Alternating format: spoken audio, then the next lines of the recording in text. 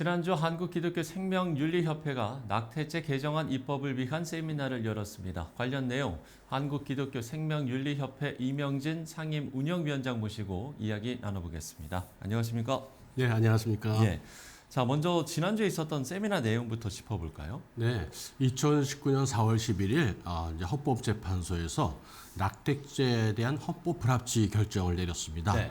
그래서 낙태죄에 대한 개정안을 마련해서 우리 여성의 그 자기결정권과 또 생명이 소중하게 좀 이게 준비되는 그런 개정안을 마련해라고 했는데 6년이 지난 동안 마련되지 않고 있습니다.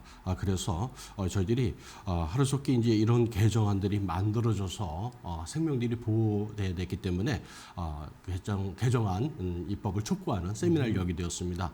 주로 내용은 이제 저희들이 이제 학문적으로도 신학적으로 초대 교부서부터 가지고 있던 생명에 대한 개념 이런 것들에서 다시 한번 짚어보면서 생명은 하나님의 형상으로 만들어졌고 또한 생명은 수정부터 시작되는 것이라는 것을 다시 한번 되새기고 또 생명 존중에 대한 그 원칙이 잘 담긴 개정안을 만들어 달라는 그런 촉구하는 세미나였습니다. 예. 저희가 이제 본격적으로 이야기를 나눠보기 전에 먼저 시청자 여러분들 이해를 돕기 위해서 이 낙태죄에 대한 이야기를 해보면 말씀을 해주신 대로 2019년에 이 낙태죄가 헌법 불합치 결정이 내려진 거죠? 예, 맞습니다. 우리 헌법재판소에서 어떤 법이 이것이 이제 헌법의 정신에 맞냐 안 맞냐 이제 결정하는 것인데요. 네네. 이제 거기는 이제 한 두 가지의 이 헌법에 맞지 않다는 이제 결정이 있습니다. 하나는 하나는 이제 위헌이다. 그러면 이제 그 즉석으로 이제 그 법은 없어지는 겁니다. 무효가 됩니다. 무효가 그렇죠. 그래서 이번에 이제 헌법 불합치 판정이라는 건데 이런 결정은 갑자기 법이 없어지면 너무 혼란스럽기 때문에 개정안을 마련해서 법의 어떤 이 사회 안녕에 어떤 기준을 마련해라 하는 기준이었었죠. 그래서 2019년 4월 11일 날 이제 결정을 하고 2020년 12월 31일까지 개정안을 마련하는 것이 이제 헌법재판소의 이제 이 결정이었습니다. 그런데 그 결정을 정부나 국회의원들이 이제 방기하고 상태에서 현재 이제 입법 공백 상태에 있는 상태입니다. 상당히 위험한 상태이고 그러므로 해서 입법 공백 상태 때문에 그 낙태가 만연하고 또 생명이 많이 훼손되고 또 죽어가고 있습니다. 그러나 안타까운 현실을 보면서 저희들이 크리스천들이 내서 목소리를 내야겠다는 생각을 했습니다. 그래서 이제 이번 세미나를 통해서 이제 개정안 입법을 촉구했습니다.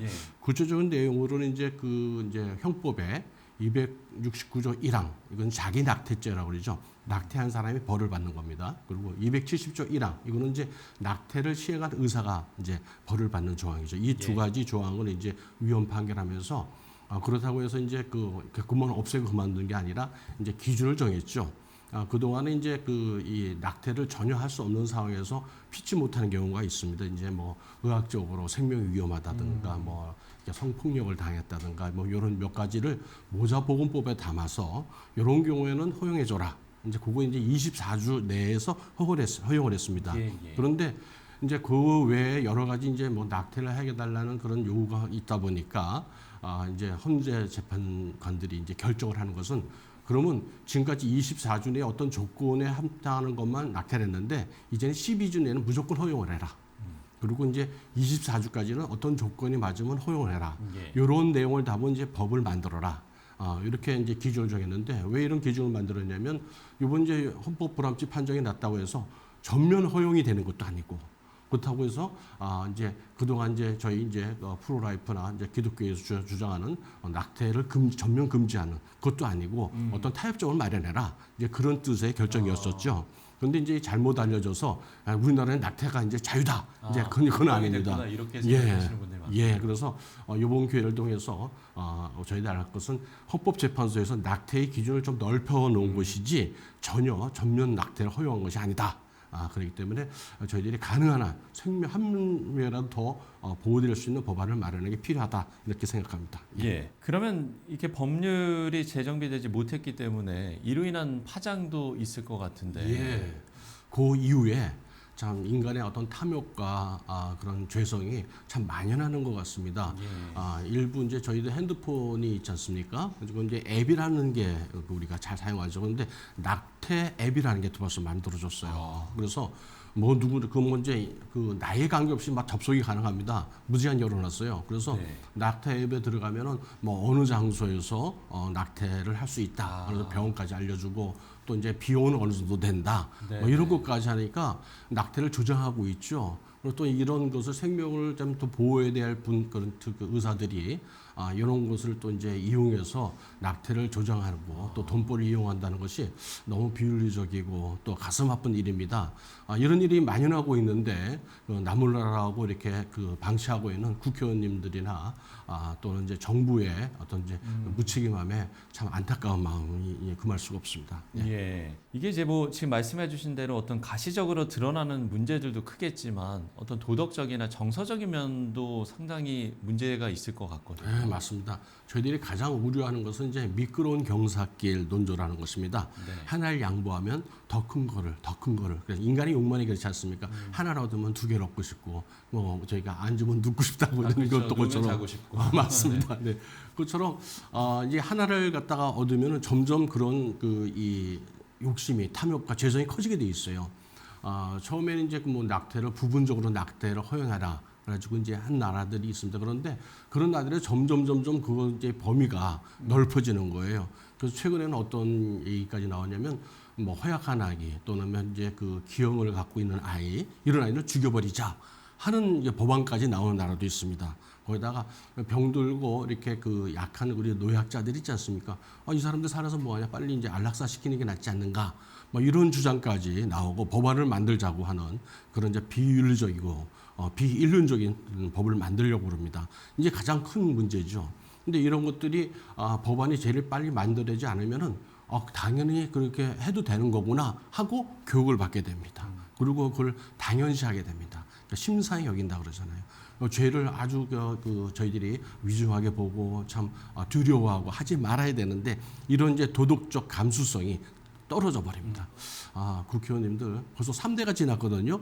20대에 이런 일이 있고 21대, 22대, 네. 3대에 걸쳐서 있는데 혹시 이게 3대에 걸쳐서 국회의원 하신 분들 좀 관심 좀 가져주셨으면 좋겠고요. 얼마나 간절하신지 지금 말씀을 통해서도 느껴지는 것 같습니다. 감사합니다. 예. 자, 그래서 이제 개정안에는 어떤 내용들이 담기는지 이 부분도 궁금한데 개정안에 담길 내용은 어떻게 됩니까? 네, 개정안은 이제 지난 21대에도 네. 한 6개가 올라왔었습니다. 정부안이 있었고, 그다음에 이제 그 당시에는 이제 그 야당과 여당이 이제 2개, 3개씩 올라왔어요. 6개가 병합 심리가 되려고 그러는데 다른 데 밀려서 우선순위에 밀려가지고 법사위를 통과 못하고 폐기돼 버렸어요. 네네. 그래서 참 안타까운데 금년에는 이제 또 다시 저희들이 법안 한 3개 정도 마련해서 이제 추진 중인데 또 이제 뭐 전국이 안정이 돼야 또 이제 이런 것이 또 이제 토론이 좀 잘 될 텐데 안 돼서 상당히 안타깝습니다. 그래서 이제 여기 당기는 거에 대해서 이제 서로가 이제 토론 가운데 이제 어떤 합의점을 찾아가는 게 국회이기 때문에 예. 우리가 뭐 어떤 것을 갖다가 딱 정하기보다는 어떤 원칙이 중요한 것 같아요. 그래야 지금 뭐 조금 미진한 결정이 나더라도 그 원칙을 두고 다음에 더 개정해 주십시오 이렇게 요구할 수가 있거든요. 그래서 2019년에 성산생명윤리연구소랑 또 여러 가지 프로 라이프 단체에서 생명 존중 3호칙이라는 것을 제안했습니다. 네. 첫 번째가 모든 생명은 존중돼야 된다. 낙태를 반대한다는 게 첫 번째고, 두 번째는 이 낙태가 돈벌이에 이용돼서는 안 된다. 상업주의를 배격한다 하는 것이었습니다. 세 번째는 이제 우리 전문가적 양심이나 종교적 신념에 반하는 어떤 이제 낙태를 강요받아서는 안 된다 하는 것입니다. 왜냐하면 어떤 이제 낙태를 이제 난 종교적 신념 때문에 또는 전문가적 양심 때문에 난 생명을 죽이는 일을 할 수 없어. 그런데 법으로 너는 꼭 해야 돼. 이것은 하나의 또 폭력이거든요. 그래서 실제로 이제 지난 정부 부처에 이런 제안을 저희들이 했었고, 그래서 지난 법무부 안에는 들어가 있었어요, 이게. 근데 그것도 이제 폐기돼 버렸어요. 정부가 또 바뀌었으니까. 그래서 이제 이런 것들은 이제 3가지 원칙이 반드시 이제 들어가게 되면은 그 안에서 여러 가지 정책들이나 법 내용이 이제 잡히게 됩니다. 다행히 이제 지난 국회 때는 이제 비밀 출산제라고 그러죠. 요게 이제 입법이 됐어요. 네. 예, 그래서 다행이고 원칙에 준하는 이제 제안들을 이제 해놓았습니다. 그래서 이것들이 법안 심사가 이제 곧 되면은 이제 그것들이 이제 내용들이 이제 구체적으로 이제 공개가 될 것 같습니다. 예. 자, 끝으로 우리가 이제 함께 기도할 기도 제목들도 있을 것 같습니다. 기도 제목 나눠주시고 오늘 이야기 마무리 짓겠습니다. 예. 무엇보다도 이제 교회가 이런 데서 이제 사회에 바른 목소리를 내야겠는데요. 우리 교회 내에서 이런 목소리를 내기 위해서 하나님과 우리 사이에 이제 막힌 담을 먼저 헐어버려야 됩니다. 이제 저희들도 수십 년 동안 산하 제한이라는 그 집단 세뇌를 당해가지고 우리가 낙태가 애국이고 또 이게 전부 잘하는 일로 착각하고 있었어요. 그런데 이런 것들을 알게 되었습니다. 그래서 이런 것 죄라는 것을 알고 지었던 모르고 지었던 하나님한테 고백만 하면 너희들은 깨끗이 내가 잊혀주고 죄 없는 걸 한다고 그랬거든요. 네. 요게 먼저 이루어져야 교회가 목소리를 낼 수가 있습니다. 그래서 이런 거에 대해서 가정마다 이런 아픈 이런 것들이 있으면은 회개하시고 회복되셨으면 좋겠어요. 그리고 앞으로는 생명을 살리자는 기도를 먼저 앞서야 되겠고 또 이제 목사님들의 설교가 아주 영향력이 큽니다. 목사님께서 우리 생명을 살리자고 말씀을 전했을 적에 그 감동이 이 성령을 통해서 우리 심령에 딱 각인됩니다. 그래서 말씀을 통해서 이렇게 되어야 되겠습니다. 또한 우리 모든 그 대한민국 국민들은 생명을 정말 사랑하고 아끼는 국민이라는 것이 우리가 그런 분위기가 이루어졌으면 좋겠습니다. 그래서 우리 후손들이 우리 먼저 믿은 우리 믿음의 선조들이 생명을 지키기 위해서 하나님 말씀을 지키고 이웃 사랑을 실천하기 위해서 생명을 지키기 위해서 이렇게 노력을 했구나. 그리고 지금도 이런 기도를 하고 있고 지키기 위해서 뭐 크든 작든 간에 교회가 클 수도 있고 작을 수도 있는데 그거에 상관없이 생명을 아끼는 기도를 해주고 또 어려운 이웃들을 불러서 위로해주고 또 작거나 크거나 도와줄 수 있는 이런 섬김을 했구나 하는 이제 그런 기도를 계속하고 또 행동을 했으면 좋겠습니다. 네. 예. 자, 이렇게 기도 제목까지 나눠 주셨습니다. 그야말로 생명 존중 3원칙에 따라서 낙태죄 개정안이 입법되도록 시청자 여러분들께서도 많은 관심과 기도를 해주시면 좋을 것 같습니다. 지금까지 한국기독교생명윤리협회 이명진 상임운영위원장과 이야기 나눠봤습니다. 오늘 말씀 고맙습니다. 네, 감사합니다.